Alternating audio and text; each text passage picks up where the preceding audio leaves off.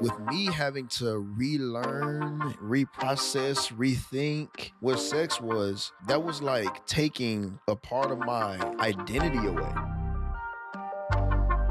Just because you may need to seek help or you may be in transition and things may not be right, that doesn't necessarily mean that your marriage is bad.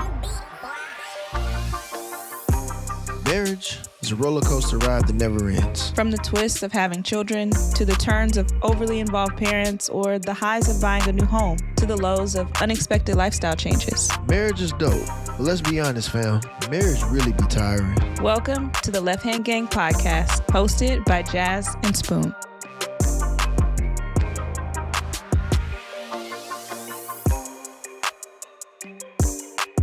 Hey y'all, welcome to the Left Hand Gang podcast today. As you can see, it's just the left hand, it's not the gang. It's just your girl Jazz. So Lorraine and I were talking about just different things that we could do differently with the podcast. And one of the things that we felt was there are some times where there are things that I'm going through as a woman and as a wife, as a mom, that I can just come and share and just give y'all my perspective without the conversation and the dialogue. And the same thing with him. There will be episodes where he'll just come and he's going to just share like where he's at and all that. And so he is here. He's behind the camera working the background, but you just got your girl today. So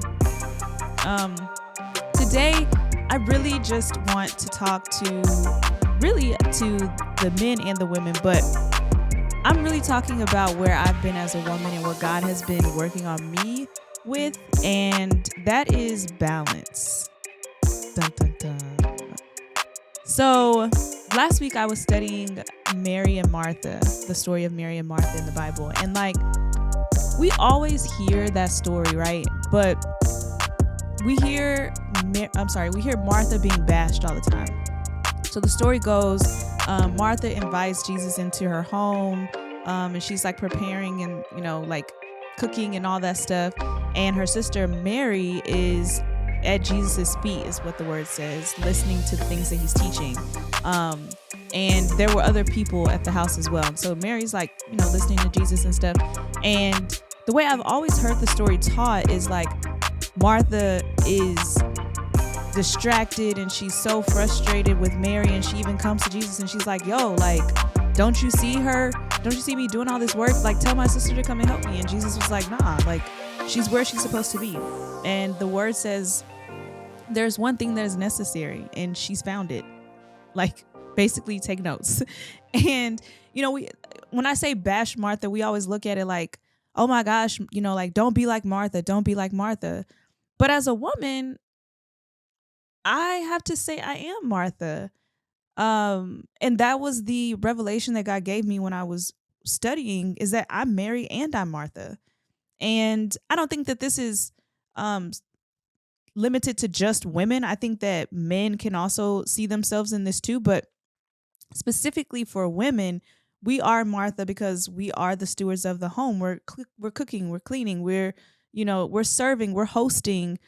But we are also Jesus's children, like siblings, and like we are God's children. Like, we do get to sit at his feet. We are his daughter, and we do get to commune with him. And so we are Mary. We get to be students. We are disciples, right? And so the things that I have been really focusing on, and God has really been pressing on me, is balance. If I am Mary and I am Martha, is there balance between the two as Mary and Martha? Do I find that there's a time to study the word and there's a time to sit before God? And sometimes that's not even just like, it doesn't have to always be prayer. It could just be praising him. It could be just sitting there and listening, not even saying anything, and just hearing from God. Do I make time for him? And do I also balance my home so that I'm not all over the place and I'm missing Jesus like Martha because I'm too busy trying to serve and too busy trying to take care of all the things at the house? And something that I also found in my research that I thought was really dope is that Mary is mentioned 3 times, and each time she's at Jesus's feet. And I don't believe that's coincidental. I don't believe in coincidences personally, but I thought that was so cool. Like, each time there were three different instances, and one time she's weeping at his feet, another time she anointed his feet, and then another time she was just sitting at his feet just learning and listening. And I think that's an example of who we should be. We should be like Mary, and it's our nature to be Martha. So um the things that I have implemented to help me with balance, I just want to share with y'all because I've actually seen success in those things. And some of them, and they've come from different things. So my pastor gave me some nuggets, and I'll kind of touch on that on some practical steps to help me with balance. I also attended or participated in, I guess you could say, this program by Ashley Empowers, and she teaches women how to launch their businesses and how to be entrepreneurs. And it's faith based. And so she gave some nuggets in there too that I'm going to share. And then the Holy Spirit, man, like just being honest, just God giving me strategy when I spend time with Him, when I'm married and I make time for God. So, I have found that since I've been home, as you know, I left the classroom and I've been home with Kai, well, both of my guys, really, when Lorian is home. Um, I've been home with both of them, and I wouldn't trade it for anything, man. Like, this is answer prayer, for one. It doesn't look the way that I thought it would, and you probably heard me say that before, but I am I'm so grateful to be home, um, because I believe that's where I'm supposed to be personally in this season of my life. But being home means that there's more that captures my attention and also just needs attention that I probably didn't notice before.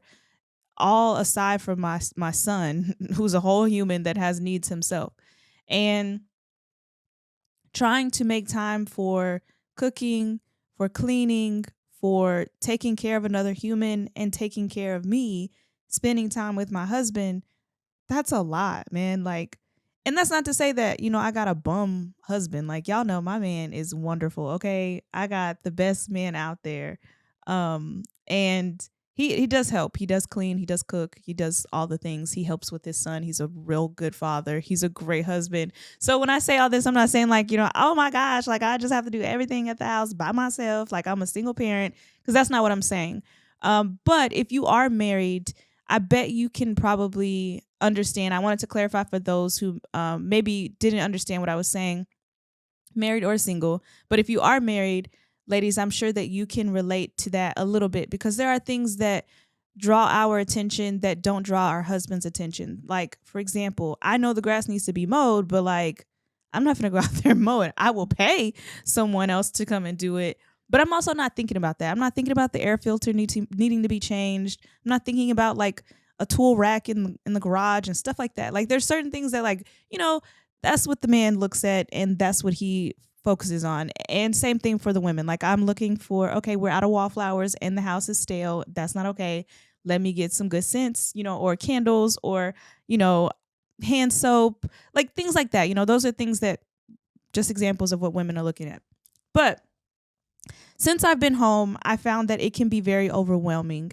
And so I was trying to do all the things, and it wasn't working out. And so one of the first practical steps that I had to learn was to slow down. Slow down. I recently read the book back in, I think I read it in January, this book called The Ruthless Elimination of Hurry. I forgot what the author's name is, but it's an orange book. It's a really great read.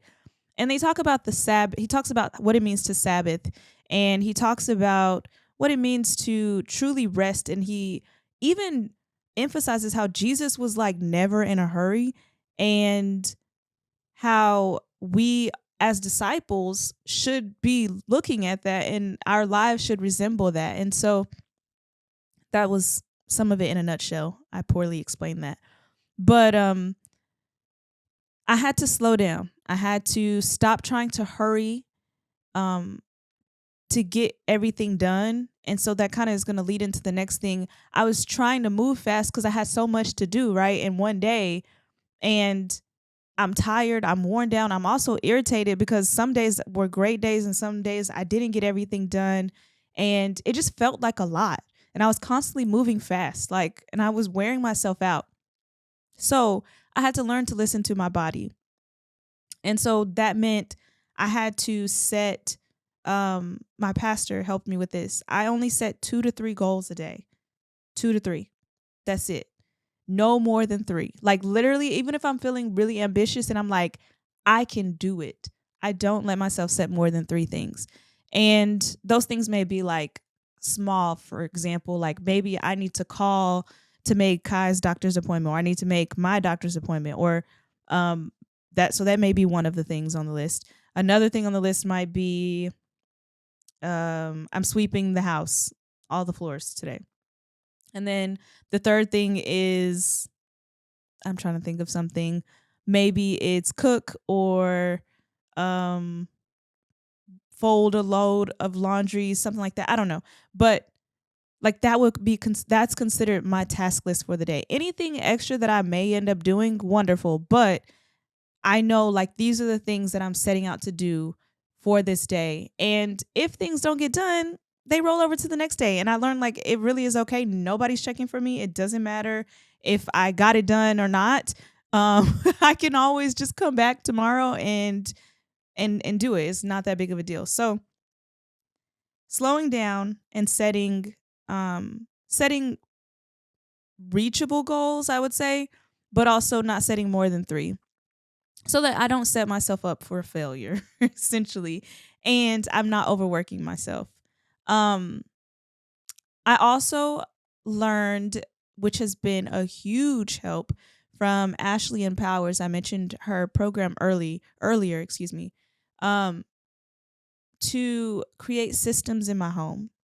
If you don't hear nothing else from me today, sis, you need systems. Hear me on that, okay?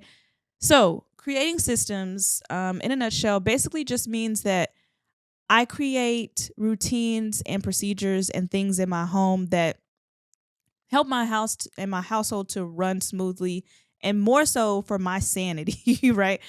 Ultimately, the sanity of your entire house, but um, just things that you build in throughout your day that or your week that become routine, and before you know it, it's like, oh, this is normal for me. For example, one of my systems is I only wash clothes on Monday. I sounded like somebody's old granny in East Texas. Monday, Tuesday, and Wednesday.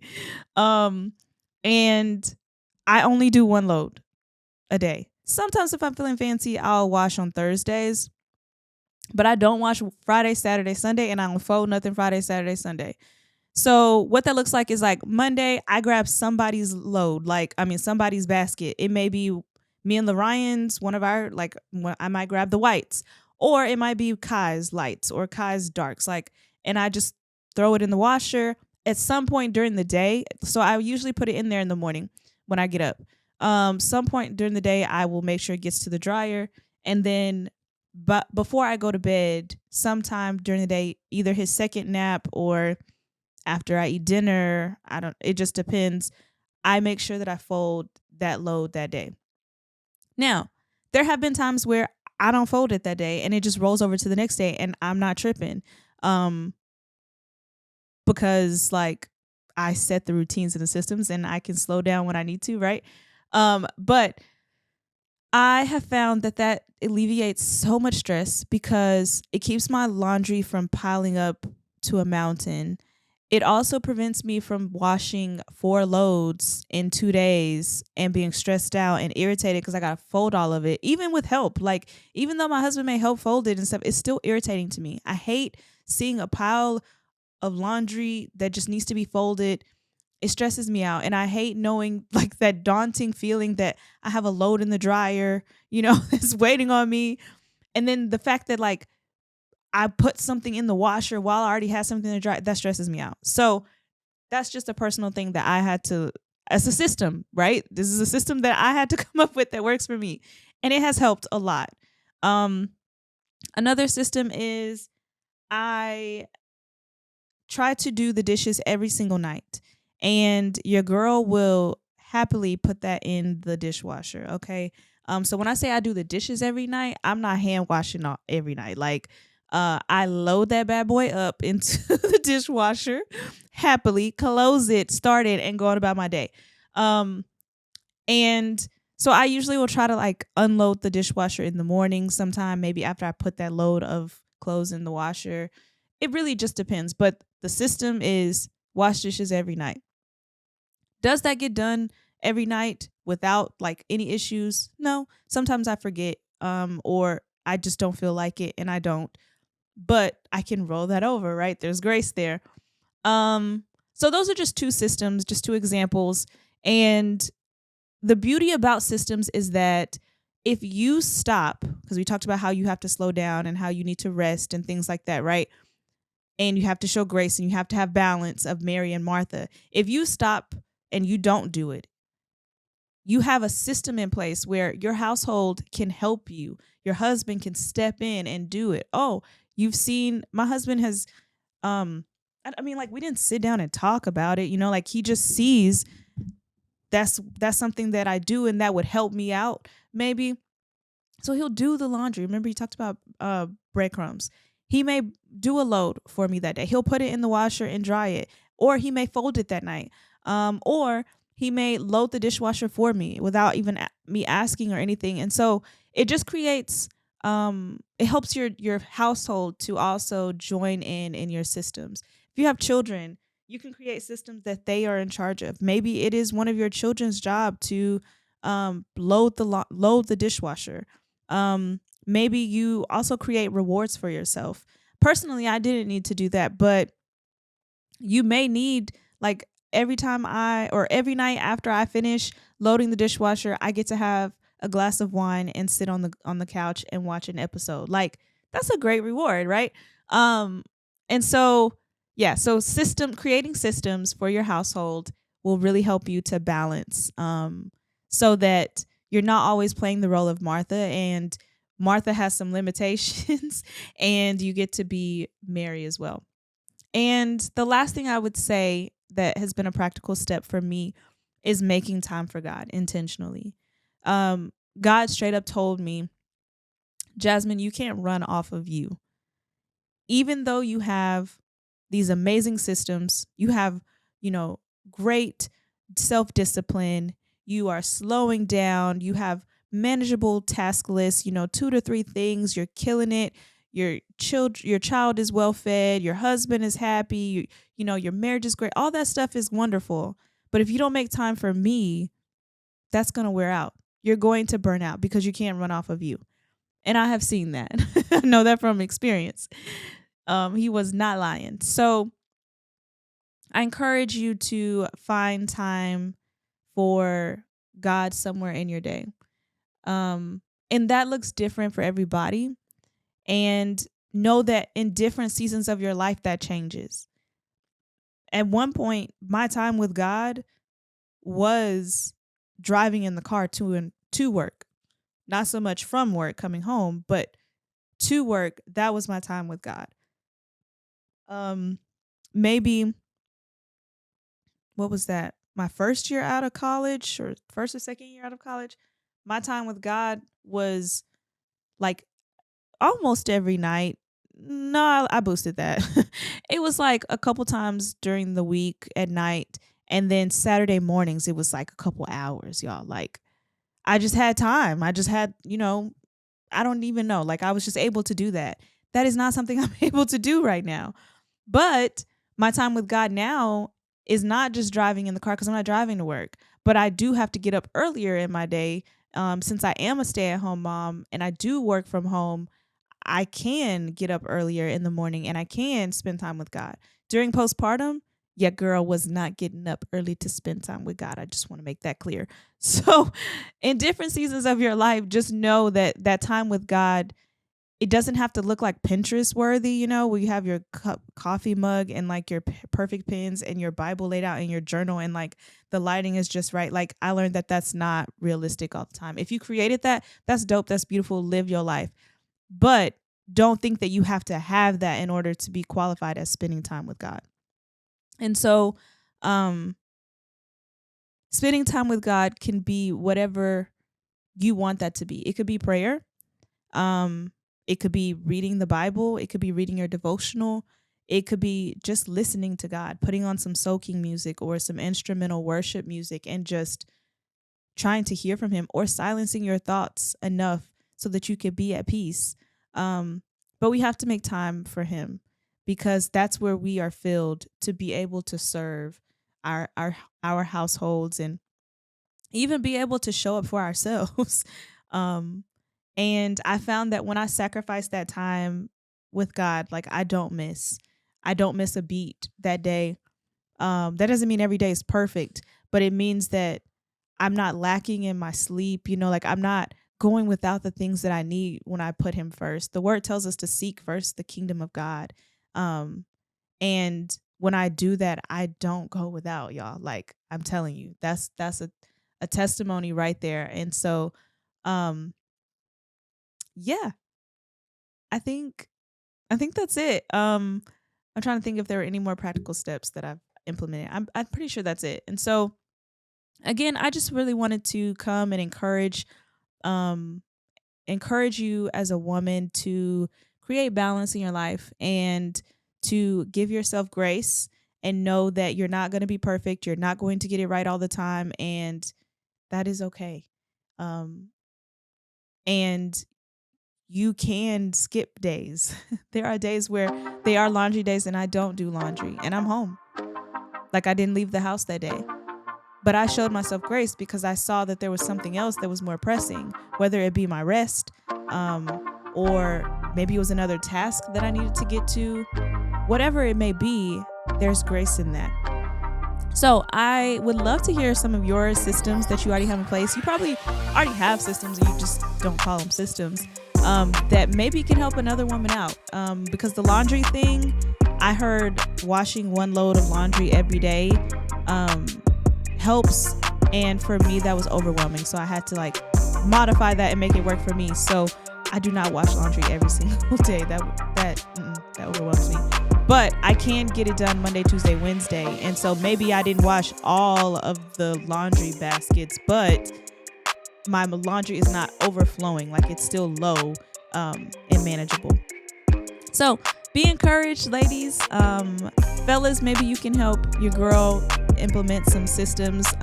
Or if you are a single guy that is listening, maybe you can create systems for your home and already get into those routines. And when you do meet your wife, like y'all will be able to merge that and you'll be able to bring that to the table. And I know that's going to get you some brownie points for sure. So thank y'all so much for tuning in with the Left Hand Gang. I just want to remind y'all to get your hoodies. Even though the weather is warming up, don't think that you can't get yours. In fact, we are still doing free shipping right now with promo code FREEMAIL, all one word. And you can be ready for, what is that? Fall. I forgot the season. You can be ready for the following season when it does get cool outside again. Again, we thank y'all so much for your support. Thank y'all for rocking with us heavy. Thank y'all for sharing and commenting. Thank y'all just for showing up with us, man. Like we really appreciate it. And if there's something that you would like to hear us talk about, please DM us or text us if you know us. And tell us what y'all think also about like the having one person. I feel a little weird. I'm not gonna lie. Well, I did feel weird at first that I didn't have my man up here with me, but him being in the room, I feel like he's still here. But tell us what y'all think about it, not having that dialogue back and forth on the couch. Did you like it? Was it awkward? Do you want more? I don't know what Spoon's gonna bring to y'all when it's his turn, but I know it's gonna be good. Love y'all so much. Thank y'all again. Peace.